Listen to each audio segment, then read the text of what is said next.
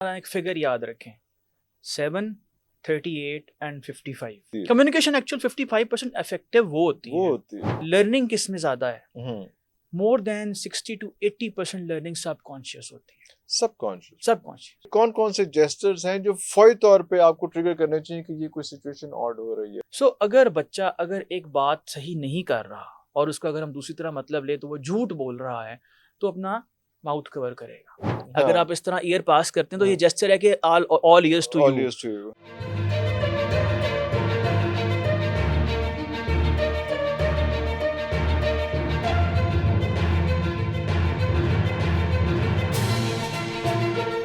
शुरू अल्लाह के नाम में बाबरकत नामों के साथ, जिन नामों के साथ ज़मीन और आसमान की कोई शय भी नुकसान नहीं पहुंचा सकती, और वही तो है जो सबसे बेहतर सुनने और जानने वाला है। व्यूअर्स, आज का प्रोग्राम बहुत इंटरेस्टिंग होने वाला है क्योंकि आज जो है ना, एक हम जनरेशन गैप की बात करने जा रहे हैं कि एक तरफ जनरेशन जी है, जेन जी है, और दूसरी तरफ जो है उनके पेरेंट्स हैं।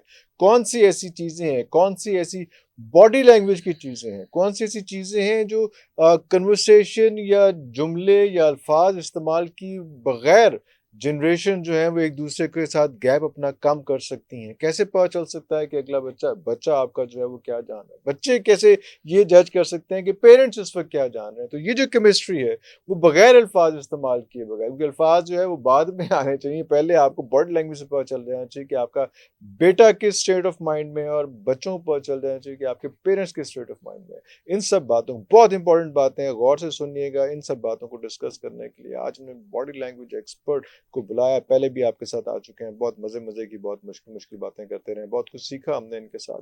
डॉक्टर उस्मान सनाउल्लाह साहब से बहुत शुक्रिया आपके टाइम में। कैसे मिजाज हैं सर? ठीक ठाक है?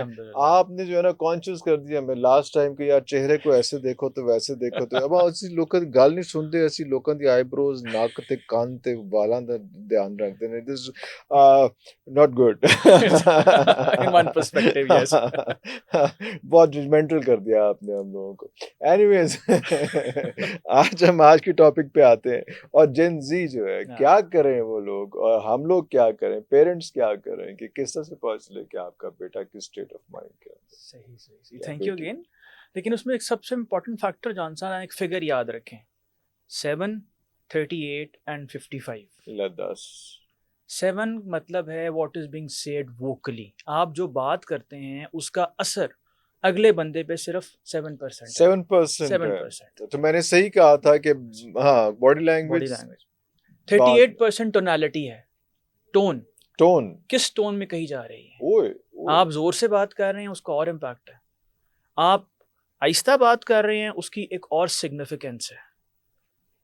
55 इज बॉडी लैंग्वेज। ओए, 55 इज बॉडी लैंग्वेज। हम समझते हैं more than half of it.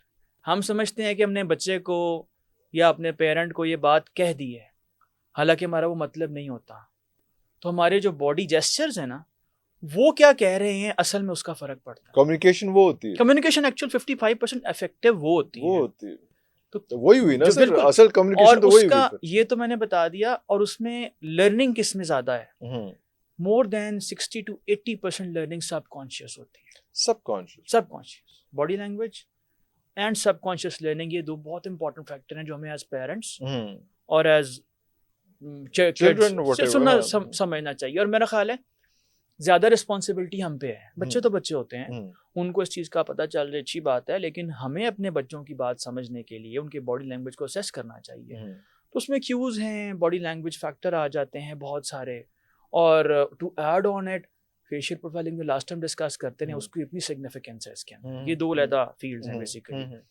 तो हमें इस चीज़ का ध्यान रखना है कि एक बच्चा मुंह से क्या कह रहा है, उसका टोन क्या है, और उसके जो बॉडी लैंग्वेज जेस्चर्स है ना वो क्या एक्चुअल कह रहे हैं।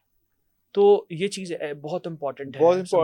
मैं बिल्कुल आपकी बात समझ गया, लेकिन इसमें एक फैक्टर जो है वो ये भी आ रहा है कि बच्चों को, फिर जो बच्चों से मुराद के पेरेंट्स को देखना है कि बच्चों को किस वक्त किस चीज़ की ज़रूरत है, या किस फ्रेम ऑफ माइंड से गुजर रहे हैं, क्या डिप्रेशन में जा रहे हैं, या किसी आपसे आंख चुरा रहे हैं, या क्या कर रहे हैं। और आजकल खास तौर पे जब अलग अलग कमरे हो गए हैं और दरवाजे बंद हो गए, दरवाजे के पीछे की एक्टिविटीज़ जो है, शायद आप अगर बताना चाहेंगे कि वो दरवाजे के पीछे की क्या एक्टिविटीज़ हैं, वो बच्चे की बॉडी लैंग्वेज बता देगी, जी उस बिल्कुल। कमरे में उस दरवाजे के अंदर जाए बगैर भी पता चल जाएगा।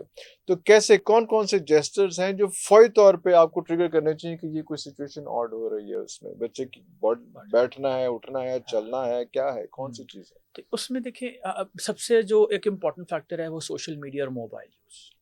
उस सोशल मीडिया और मोबाइल यूज़ के साथ बच्चा जब फोकस होता है ना एक छोटी स्क्रीन पे, ऑटोमेटिकली उसके कंधे, उसका पोस्चर स्टूप कर जाता है। उससे उसकी ब्रीदिंग कैपेसिटी, उसका जो गट का फंक्शन है वो, और उसके बाद जो उसके बाकी सारे ग्रोथ होनी है उस बच्चे की, वो सिवियरली इफेक्ट होती है। नंबर 1। नंबर 2 कौन सा है, अगर बच्चा गलत बात कर रहा है सपोज, तो हमने देखा होगा बच्चे अक्सर अपना लिप मुंह कवर कर लेते हैं, और ये बेसिक इंस्टिंक्ट है, ये हमारे मतलब चाइल्डहुड से ये इंस्टिंक्ट चलती है। सो अगर बच्चा अगर एक बात सही नहीं कर रहा और उसका अगर हम दूसरी तरह मतलब ले तो वो झूठ बोल रहा है, तो अपना माउथ कवर करेगा। अगर झूठ बोल झूठ रहा है तो बोल माउथ रहा है कवर तो वो करेगा, अपना माउथ माउथ कवर करेगा। करेगा। या हम अगले को चुप करवाने के लिए lips, finger on the lips वाला हाँ, काम करते हैं, या टच करना लिप्स को ओके। अराउंड द लिप्स किसी भी तरह से बात करते हुए, ये ये चीज़ शो करता है कि बात सही नहीं कम्युनिकेट की जा रही। बच्चा कह रहा है कि मैंने अपना होमवर्क कर लिया है, मैंने अपना खाना खा लिया है, मेरे गिवन टास्क पूरे हो चुके हुए हैं, और बच्चा वे बात करते करते अपने मुंह पे हाथ रख रहा है या कहीं पे टच कर रहा है अराउंड। तो ये एक सब कॉन्शियस बॉडी लैंग्वेज जेस्चर है पेरेंट्स के लिए कि आपने इस चीज़ को एक्सप्लोर करना है, प्रोब करना है विदाउट बीइंग जजमेंटल। ठीक, तो उसमें फिर आप ये सिर्फ और खबर, ये बड़ी इंपॉर्टेंट बात की आपने, ये टिप्स हैं, ये टिप्स, ऐसे पक्के नहीं हो जाना। हाँ ठीक मतलब है, उसमें हाँ, ये ठीक सिर्फ इसमें, आपको क्लूज हैं कि जी यार जी ये जी, कुछ हो सकता है हाँ इसमें, इसमें एक और फैक्टर कुछ मैं ऐड शेडीनेस है। करता रहा हूँ, इसमें 3C याद रखने ज़रूरी हैं। एक हमेशा जो ये बॉडी लैंग्वेज क्लस्टर्स होते हैं, ये क्लस्टर्स बोलते हैं इनको, ये हमेशा ग्रुप में काम करते हैं। 3 चीज़ें अगर अलाइन हो रही हैं ना, तो एक क्लस्टर प्लस का निशान देता है, ओके। तो आपकी कन्फर्मेशन हो रही है। कॉन्ग्रुएंस है, वो सारे एक ही तरफ शो कर रहे होंगे। मैं एग्जांपल देता हूँ इसके बाद। और तीसरा इसका कॉन्टेक्स्ट। कॉन्टेक्स्ट क्या है, पर्सपेक्टिव क्या है। मिसाल के तौर पे कॉन्टेक्स्ट की बात करें कि सर्दी और बच्चा ऐसे करके खड़ा है ना, तो इसका हरगिज मतलब नहीं है कि वो आपसे डिफेंसिव हुआ हुआ है। इसका मतलब है कि सर्दी की वजह से ठंड ठंड लग लग रही रही है। हो, ठीक, मैं बता स्वेटर पा दो, जी जी। हाँ, तो अगर मीन उसके क्यों? अंदर बाकी सारे जो बॉडी लैंग्वेज क्यूज हैं, अगर बच्चा क्रॉस आर्म्स के साथ आगे झुक रहा है और आपके साथ आई कांटेक्ट कर रहा है, तो इसका मतलब है कि वो जो क्रॉसिंग द आर्म है वो डिफेंसिव नहीं है, वो ठंड की वजह से है। ये कॉन्टेक्स्ट समझाने का और मे मकसद बी है। He is composing himself to listen to you, उसमें नहीं अगर वो ऐसे उसमें करके उसमें फिर आगे आ रहा अगर है। जिस तरह आपने जेस्चर किया ना, if you give an year towards it, अगर हाँ, आप इस तरह ईयर पास करते हैं तो ये हाँ, जेस्चर है कि all ears to all you. Ears to you, तो हाँ। इसमें जौन से होंगे ना 3 जो कॉन्टेक्स्ट या जो हमारे चीजें कॉन्ग्रुएंट करेंगी, number year towards the person who is speaking, दूसरा आई कांटेक्ट, और तीसरा फॉरवर्ड बेंड करना। बैंड कर। ये तीनों कॉन्ग्रुएंट हैं, लेकिन कॉन्टेक्स्ट में अगर सर्दी है और ये है तो फिर आप पहले 3 को एक्सेप्ट करेंगे और हाँ, इसको आप डिनाई कर देंगे। माइनस कर तो ये देंगे, बिल्कुल प्रैक्टिस हो सही। जाती है इस तरह से। हम्म, हम्म, तो ये 3 C's base at the background रखने, पर्सपेक्टिव में रखने ज़रूरी है कि बिकॉज ये जो बॉडी लैंग्वेज जेस्चर्स हैं ये हमेशा क्लस्टर्स में होते हैं, और यूजुअली हम 3 क्लस्टर्स को एटलीस्ट अलाइन करते हैं, कॉन्ग्रुएंट करते हैं टू गिव आवर असेसमेंट और अ रीड।